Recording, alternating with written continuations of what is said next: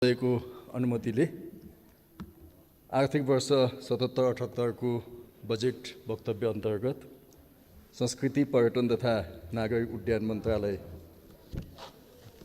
विभिन्न शीर्षकहरूमाथिको खर्च कटौती र मान्य सदस्यज्यूहरूबाट व्यक्त टिप्पणी धारणा र सुझावहरूको बारेमा केही प्रश्न पार्न म यहाँ उपस्थित भएको छु। सभामुख महोदय, कोभिड-19 को सबैभन्दा ठुलो धक्का विश्वव्यापी हिसाबले पर्यटन क्षेत्रमा परेको छ। नेपालमा पनि त्यसको प्रत्यक्ष असर पर्यटन क्षेत्रमा परेको सम्पूर्ण मान्यज्यूहरूलाई अवगतै छ। त्यसकारणले पनि होला यो मन्त्रालय अलिकति पीडित मन्त्रालय छ, यो मन्त्री पीडित छ अहिले भनेर मान्यज्यूहरूले धेरै प्रश्नहरू गर्नुभएको छैन। पीडित मन्त्रीलाई अलिअलि मलमपट्टि लगाउनु भएको छ। मान्यज्यूहरूलाई म धन्यवाद दिन चाहन्छु। जति पनि प्रश्नहरू गर्नुभएको छ, जिज्ञासा राख्नुभएको छ, खर्च कटौती लगायत पछि बोल्ने मान्यज्यूहरू, यहाँहरू सबैलाई म धन्यवाद दिन चाहन्छु। विशेष गरी यो वर्षको विनियोजन शीर्षकहरू बनाइरहँदा दुईवटा सीमितताहरू, लिमिटेसन, कन्स्टेन्टको बारेमा मान्यज्यूहरूलाई म अवगत गर्न चाहन्छु।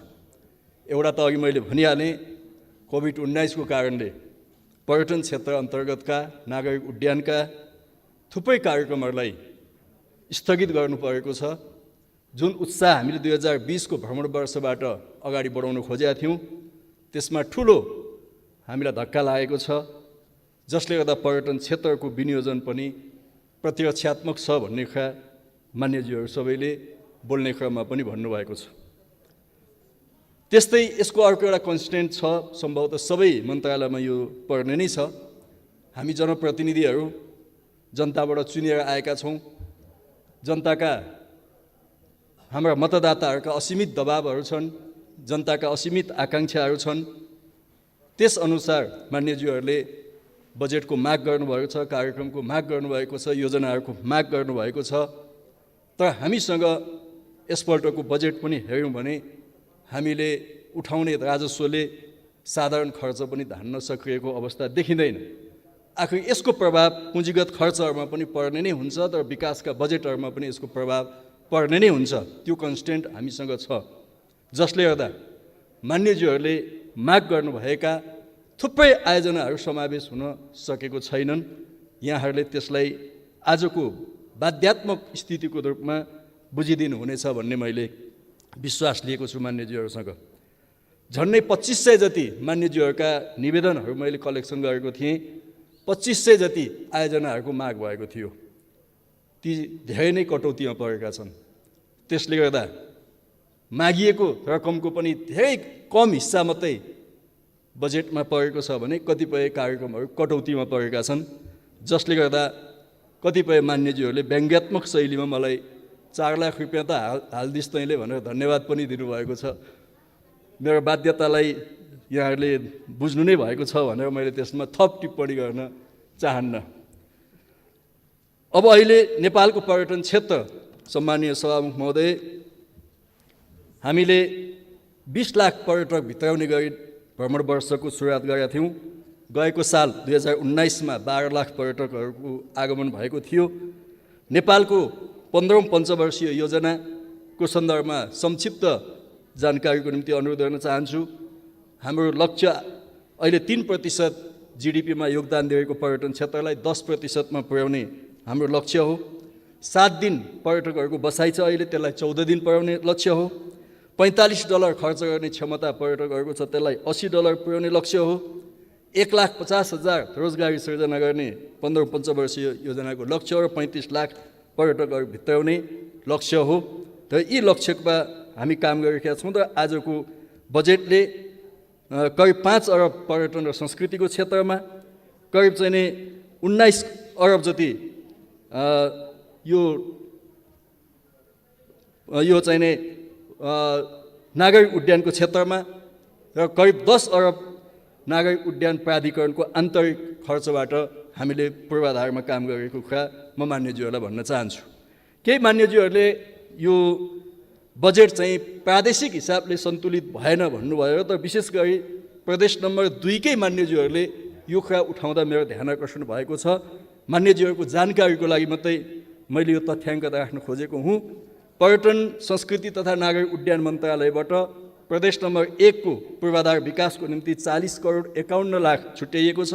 प्रदेश नम्बर 2 को लागि 40 करोड 51 लाख प्रदेश नम्बर 1 को लागि, प्रदेश नम्बर 2 को लागि 56 करोड 63 लाख, प्रदेश नम्बर 3 बागमतीको लागि 46 करोड 78 लाख, गण्डकीको लागि 45 करोड 46 लाख, प्रदेश नम्बर 5 को लागि 38 करोड 53 लाख, कर्णालीको लागि 27 करोड 86 लाख र सुदूरपश्चिमको लागि 19 करोड 15 लाख। यस हिसाबले सुदूरपश्चिममा केही कम छ। तर जहाँ प्रदेश नम्बर 2 कै मान्यज्यूहरूले उठाउनु भएको थियो सबैभन्दा बढी रकम यो पूर्वाधारमा प्रदेश नम्बर 2 मा नै जाँदैछ। म यो कुरा मान्यज्यूहरूलाई भन्न चाहन्छु। अर्कोतिर विशेष गरिकन विगतमा हामीले 100 गन्तव्य र स्थापित गन्तव्य भनेर 192 वटा आयोजनामा 50 लाखको दरले रकमहरू छुट्याउँदै आएका थियौँ। म मन्त्री भएर आइसकेपछि मैले यसलाई 2 किस्तामा पठाउनु पर्छ भनेर पहिलो किस्तामा 25 लाख पठाउने निधो गरेँ। तर दोस्रो किस्ताको लागि माग गर्नको निम्ति भनिएको थियो। तर पछि 192 वटा आयोजनामध्ये 59 वटा आयोजनाले मात्रै माग गर्नुभयो। त्यसले गर्दा यो कतिको आकर्षक तल जनप्रतिनिधिहरूको हिसाबले यसको कार्यान्वयन, यसको चाहिँ तल तदारुकता, गाउँपालिका, नगरपालिका, स्थानीय तह, प्रदेशहरूले यसको कार्यान्वयनमा कतिको उत्सुकता देखाइरहनु भएको छ, हाम्रो जोड कतिको हो भन्ने कुरा एकपल्ट हामी समीक्षा गर्नुपर्छ। आगामी दिनमा यसपल्टको निम्ति हामी समय बिताइहाल्यौँ। आगामी वर्षहरूमा बजेट बनाउँदा यस्ता कुराहरूलाई विशेष गरी ध्यान दिनुपर्छ भन्ने म निवेदन गर्न चाहन्छु। जहाँसम्म विश्व महामारीको सन्दर्भबाट पर्यटन क्षेत्रले जुन धक्का खाएको छ यसको पुनर्स्थापनाको प्याकेज छैन भन्ने मान्यज्यूहरूको प्रश्नमा म यति मात्रै भन्न चाहन्छु। एकपटक बजेट वक्तव्य यहाँहरूले फेरि एकपल्ट पढ्नुभयो भने 50 अरबको पुनर्स्थापना कोष छ, 5% ब्याजमा त्यो रकम चलाउन सकिन्छ। 1 खरबको पुनर्स्थापना कोष छ, त्यो 5% चलाउन सकिन्छ। त्यस्तै यो सामाजिक सुरक्षा कोषमा सरकारको तर्फबाट रकम जम्मा गर्ने प्रस्तावहरू त्यहाँ गरिएको छ। त्यस्तै यो हवाई क्षेत्रमा ल्यान्डिङ, पार्किङ लगायतका शुल्कहरूमा छुट दिने कुरा छ। हवाई इन्धनबाट जसरी हामीले प्रति लिटर 10 रुपियाँ विकासको निम्ति, पूर्वाधार विकासको निम्ति लिन्थ्यौँ, त्यो हटाइएको छ। लगायतका थुप्रै कुराहरू चाहिँ त्यहाँ छन् र यो आजको तत्कालीन आवश्यकतालाई यसले सम्बोधन गर्ला। कोभिड-19 चाहिँ कति लामो समयसम्म जान्छ, त्यस आधारमा हामीले फेरि पुनर्स्थापनाका नयाँ प्याकेजहरू अगाडि सार्नुपर्छ जस्तो मलाई लाग्दछ। त्यस्तै मान्यज्यूहरूले अलिकति राजनीतिकरण भयो कि पार्टीकरण भयो कि भन्ने पनि प्रश्न उठाउनु भएको छ। यसमा म 2टा कुरा मात्रै भन्न चाहन्छु। विकासको नीतिहरूमा, विकासका सिद्धान्तमा पक्कै पनि प्रमुख प्रतिपक्षी दल र हाम्रो बिचमा केही असहमति अथवा केही बेमेल हुन सक्छ, सैद्धान्तिक बेमेल हुन सक्छ। त्यसकारण त हामी दायाँ र बायाँ बसेका छौँ नि। यो कुरालाई त हामीले बुझ्नु पर्यो। किन हामी दायाँ बसेका छौँ, किन बायाँ बसेका छौँ भन्दा नीतिमा भिन्नता छ र दायाँ बायाँ बसेका छौँ, तर कार्यक्रममा भिन्नता हुँदैन, योजनामा ठुलो भिन्नता हुँदैन। म मान्यज्यूहरूले यो कुरा उठाउँदा जवाफ दिनु आउनु अगाडि मन्त्रालयमा कति मन्त्री भएछन् मेरो मन्त्रालयमा भनेर हेरेँ। प्रमुख प्रतिपक्षी दल जो आज हुनुहुन्छ उहाँहरूबाट 10 जना मन्त्री हुनुभएछ। तर विश्वेश्वर प्रसाद कोइरालाको नाममा पुरस्कार बनाउन मै आइपुग्नु पर्यो। मान्यज्यूहरूले कहिले पनि बनाउनु भएको थिएन, मै आइपुग्नु। प्रमुख प्रतिपक्षीको मान्यज्यूहरूले यसमा त अलिकति स्वागत गर्नु होला कि भनेको स्वागतै गर्नु भएन। मलाई अचम्म लागेको छ। त्यस्तै समावेशी भएन भन्ने कुराहरू पनि छन्। म त्यसलाई धेरै इन्कार गर्दिनँ। तर नेपालमा प्रायः हामी गुम्बामा, मन्दिरमा ज्यादा काम गरेका हुन्छौँ, विगतमा त्यस्तै छ। तर यसपटक पहिलोपटक हामीले पुरातत्व विभाग मार्फत जसरी मन्दिरहरूको, गुम्बाहरूको पुनर्निर्माण र जीर्णोद्धार हुन्थ्यो, पहिलोपटक हामीले मस्जिदको जीर्णोद्धारमा पनि पैसा हाल्यौँ। त्यसको मतलब नेपालको झन्डै 4% मुस्लिम समुदायमाथिको एउटा ठुलो सम्मान यसपल्टको बजेटबाट भएको छ। मान्यज्यूहरूले यो पनि हेर्नुहुनेछ भन्ने विश्वास म लिन चाहन्छु। त्यस्तै यो सगरमाथा कसले नाम राख्यो? हामी सबैलाई जिज्ञासा छ। सगरमाथाको नाम इतिहास शिरोमणि बाबुराम आचार्यले त राख्नुभएको थियो, तर उहाँका नाममा कुनै सम्मान स्थापना भएको थिएन। हामीले पहिलोपटक इतिहास शिरोमणि बाबुराम आचार्यको नाममा सगरमाथा राष्ट्रिय पुरस्कारको स्थापना गरेका छौँ। मान्यज्यूहरूले यतातिर पनि ध्यान दिनुभए मलाई अझै खुसी हुने थियो जस्तो मलाई लाग्छ। त्यस्तै हाम्रा पूर्व मन्त्री रविन्द्र अधिकारीको नाममा पनि पर्यटन राष्ट्रिय पुरस्कार स्थापना गरिएको छ। यो सम्मान हो, म यहाँहरूलाई भन्न चाहन्छु। मान्यज्यूहरूले आफ्नो पार्टीका नेता शहीदको नाममा भन्नुभएको छ। सायद विगतको कुराहरूलाई उहाँले सम्झिनुभयो होला, आफ्नै पालाको पनि सम्झिनुभयो होला र यो प्रश्न उठाउनु भयो होला। यसपटक यो अहिलेको 76-77 पनि र 77-78 पनि राष्ट्रिय नेताहरूका नाममा बनेका प्रतिष्ठानहरूलाई दिने अनुदान अहिले चालुमा पनि छैन र आगामी वर्षको बजेटमा पनि यो शीर्षक छैन। त्यसो हुँदा कसैलाई दिनु परेन, हामी समान छौँ सबैसँग भन्ने कुरा म मान्यज्यूहरूलाई राख्न चाहन्छु। जब बाँड्नु पर्दैन हामी सबै समान हुन्छौँ, बाँड्नु पर्यो भने अलिकति तलमाथि होला भन्ने डर हो, बाँड्नै परेको छैन। त्यो कुरा म यहाँहरूलाई राख्न चाहन्छु मान्यज्यूहरूलाई। अब हिमाल पहाड तराईको एकताको कुरा पनि महत्त्वपूर्ण छ। सबै जनजातिहरूको सम्मानको निम्ति, आदिवासी जनजातिहरूको सम्मानको निम्ति राष्ट्रिय सांस्कृतिक सङ्ग्रहालय स्थापना गर्ने प्रस्ताव हामीले गरेका छौँ। मैथिली साहित्यका महाकवि विद्यापति, जो मैथिली साहित्यको महाकवि हुनुहुन्छ, हामी सबैलाई थाहा छ। उहाँलाई कतिपयले मैथिली साहित्यको अथवा तराई मधेसको मात्रै महाकविको रूपमा लिनुहुन्छ। उहाँ नेपालको निधि हो, सम्पत्ति हो। त्यस कारणले यसपटक हामीले महाकवि विद्यापतिको शालिग इलामको सूर्योदयमा स्थापित गर्ने भनेर पहाड, हिमाल र तराईको एकताको एउटा सन्देश दिन खोजेका छौँ। यो बजेट मार्फत मान्यज्यूहरूलाई त्यो म निवेदन गर्न चाहन्छु। त्यस्तै अब यो लुम्बिनीलाई एउटा बृहत्तर लुम्बिनी बनाउने, पशुपतिको मास्टर प्लान अनुसार काम अगाडि बढाउने, त्यस्तै पद्मसम्भव जो नेपालबाट तिब्बतसम्म पैदल यात्रा गर्नुभएको थियो र यो बुद्ध धर्मको प्रचारक एउटा महान व्यक्ति हुनुहुन्थ्यो। पहिलोपटक हामीले पद्मसम्भव पथको अवधारणा अगाडि बढाएका छौँ। रामायण सर्किटको कुरा छ, बुद्ध सर्किटका कुरा छन्। यी कुरा पनि यो बजेटमा समावेश भएको कुरा म निवेदन गर्न चाहन्छु। र हामीले अहिलेसम्म करिब 400 भन्दा बढी भूकम्पबाट क्षति भएका सांस्कृतिक सम्पदाहरूको पुनर्निर्माण गरेका छौँ। आगामी वर्ष हामी अरू 200 सम्पन्न गर्नेछौँ र आगामी 2 वर्षभित्र हामी सम्पूर्ण पुनर्निर्माणको, भूकम्पबाट पुनर्निर्माण गर्नुपर्ने क्षति भएका सम्पदाहरूको पुनर्निर्माणको काम सम्पन्न गर्ने कुरा म मान्य सभामुख महोदय मार्फत मान्यज्यूहरूलाई निवेदन गर्न चाहन्छु। अब अन्तिममा म यो खास गरिकन नागरिक उद्यानको क्षेत्रमा हामीले आउने वर्ष सम्भवतः यो कोभिडको असर नभएको भए हाम्रा थुप्रै मान्यज्यूहरू आज भैरवा अन्तर्राष्ट्रिय गौतम बुद्ध अन्तर्राष्ट्रिय विमानस्थलबाट दोहा कतार उड्ने सौभाग्य पाउनुहुन्थ्यो। त्यो दुर्भाग्यवश कोभिडको कारणले भएन। जब कोभिडको स्थिति नर्मल हुन्छ त्यसपछि 6 महिनाभित्र हामी गौतम बुद्ध भैरवाबाट विश्वका जुनसुकै ठाउँमा पनि जान सक्नेछौँ। त्यो अन्तिम तयारीमा हामी पुगिसकेका छौँ। पोखरा विमानस्थलको काम अगाडि बढ्दैछ। काठमाडौँ विमानस्थल, त्रिभुवन अन्तर्राष्ट्रिय विमानस्थलको सुदृढीकरणको काम अगाडि बढ्दैछ। त्यस्तै निजगढ अन्तर्राष्ट्रिय विमानस्थलको कामलाई पनि अगाडि बढाउने कुरा हामीले गरेका छौँ। ताप्लेजुङदेखि दार्चुलाको गोकुलेसम्म, त्यस्तै चन्द्रगढीदेखि कञ्चनपुरको महेन्द्रनगरसम्मका 54वटा विमानस्थलहरू मध्ये अहिले हामीसँग 34वटा विमानस्थलहरू कालोपत्रे भएका छन्। अरू विमानस्थलहरूलाई पनि क्रमशः हामी कालोपत्रे गर्दै जान्छौँ र यी विमानस्थलहरूको सुदृढीकरण, विस्तार, आधुनिकीकरण, वैज्ञानिकीकरण गर्दै जान्छौँ र तराई मधेसमा रहेका अधिकांश विमानस्थलहरूबाट अहिले रात्रिकालीन उडान सञ्चालन हुने सुविधा हामीले बनाएका छौँ। अब आउने साल हामी राजविराज विमानस्थलबाट पनि रात्रिकालीन सेवा सुरु गर्ने कुरा म मान्यज्यूहरूको समक्ष राख्न चाहन्छु। मान्यज्यूहरूले थुप्रै ठाउँमा विमानस्थलको कुरा गर्नुभएको छ। मलाई पनि पहिले मन्त्री नहुँदाखेरि विमानस्थल बनाए हुन्थ्यो भन्ने नै लाग्थ्यो।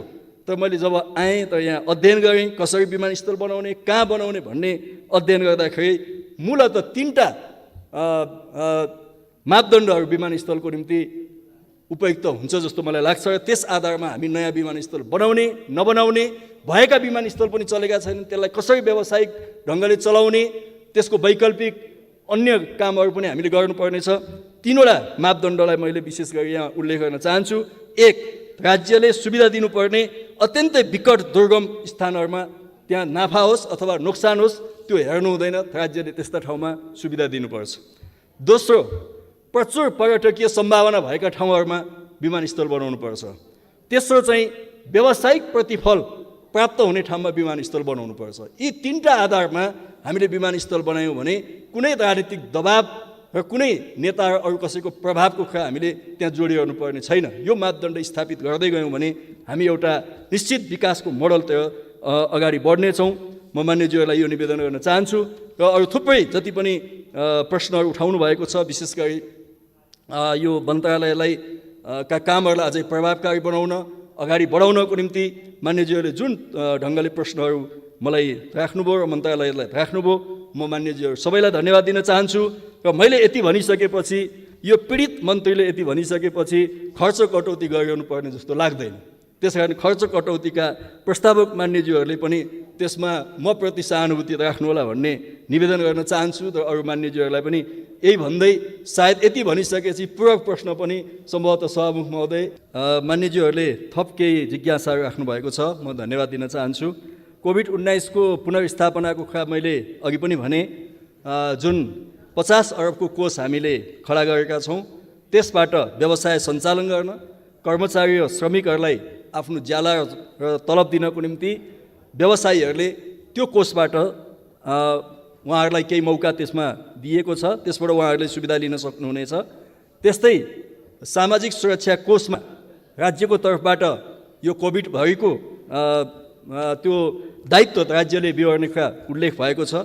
साथै नयाँ व्यवसायीहरूको निम्ति 20 लाखसम्मको सस्तो 2% ब्याजमा 20 लाखसम्मको नयाँ व्यवसाय सञ्चालनको निम्ति पनि कोषको व्यवस्था गरिएको छ। त्यो मैले अघि पनि भने, निवेदन गरेँ मान्यज्यूलाई, यो अहिले तत्कालको लागि हो। यदि यसको प्रभावहरू दीर्घकालीन हुँदै गयो भने हामीले जुनसुकै स्रोतबाट पनि खर्च जुटाएर यो कोभिडका विरुद्ध लड्ने कुरा नै आजको नेपाल सरकारको पहिलो निशाना हो। त्यसकारणले त्यो निशानामा नै हामी जान्छौँ। अन्यतरका धेरै कुराहरूलाई कटौती गरेर भए पनि यसका विरुद्ध लड्नुपर्ने राष्ट्रिय आवश्यकता छ। यो आजको हाम्रो राष्ट्रिय लडाइँ पनि हो। कमल विनायक विमानस्थल, गोकुले विमानस्थल सबै निर्माणाधीन छन् र त्यसको निम्ति बजेटको व्यवस्था भएको छ। रामग्रामलाई हामीले खास गरी लुम्बिनीमा, अहिले लुम्बिनी भनिसकेपछि एक ठाउँलाई मात्रै ज्यादा बुझिन्छ। अब लुम्बिनी, मायादेवी स्थल, रामग्राम, उता तिलौराकोट, देवदह लगायतका ती सम्पूर्ण क्षेत्रलाई समेटेर बृहत्तर लुम्बिनीको अवधारणा अहिले हामीले अगाडि बढाउँदैछौँ। र त्यो अवधारणाभित्र नै मान्यज्यूहरूले उठाउनुभएका धेरै कुराको समाधान हुनेछ भन्ने विश्वास म लिन चाहन्छु। रामायण सर्किटको बारेमा अघि नै मैले मान्यज्यूलाई निवेदन गरिसकेका छु। जहाँसम्म काठमाडौँभित्रका विश्व सम्पदा सूचीहरू छन् 7वटा, ती सम्पूर्ण सम्पदा सूचीहरूलाई जोड्ने एउटा चाहिँ सम्पदा सर्किट बनाउने प्रस्ताव, कन्सेप्ट हामीले अगाडि बढाएका छौँ। सांस्कृतिक सम्पदाहरूलाई मासेर भौतिक संरचनाहरू निर्माण गर्ने कुरा नेपाल सरकारको नीतिमा पर्दैन, त्यस्तो कुरा हुन दिइँदैन। म मान्य प्रेम सुवालजीलाई स्पष्ट गर्न चाहन्छु। त्यस्तै नेपाल वायु सेवा निगमको जुन कुरा गर्नुभयो, यो वार्षिक 12-15 करोड होइन, नेपाल वायु सेवा निगमले वार्षिक 4 अरब ऋण तिर्नुपर्छ, ब्याज तिर्नुपर्छ। त्यसैले यसको एउटा दीर्घकालीन समाधानको निम्ति यसलाई यसको स्ट्राटेजिक पार्टनरसिप खोज्ने, यसलाई चाहिँ सार्वजनिक कम्पनीको रूपमा रूपान्तरण गर्ने, त्यहाँभित्र खर्च कटौती गर्ने र यसको व्यावसायिक क्षमता र प्रतिस्पर्धी क्षमता पनि बढाउने नीति हामीले लिएका छौँ। त्यस आधारमा आगामी दिनमा हामी थप योजनाहरू अगाडि बढाउँदै जान्छौँ भन्ने कुरा म यहाँलाई निवेदन गर्न चाहन्छु।